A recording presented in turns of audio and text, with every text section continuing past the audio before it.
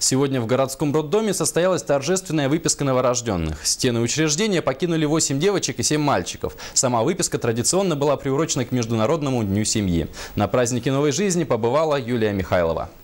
В прошлом году в столице на свет появилось более 5000 малышей. В этом году ожидается примерно такое же количество, если не больше. Татьяна Мыреева в этом роддоме родила вторую дочь. Вся светится счастьем. Второй ребенок, рожаю второй раз в этом же роддоме. Очень благодарна врачам за то, что они помогли появиться на свет моей малышке. Сегодня как раз мой день рождения.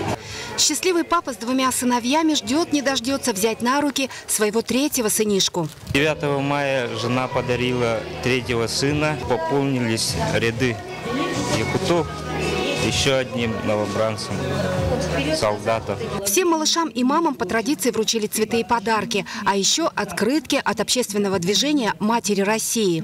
Я призываю вас, дорогие мои женщины, в свои ряды.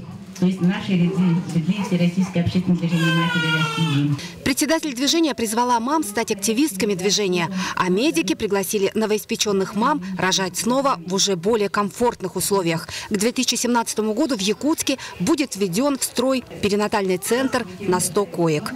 Юлия Михайлова, Василий Слепцов, НВК «Саха».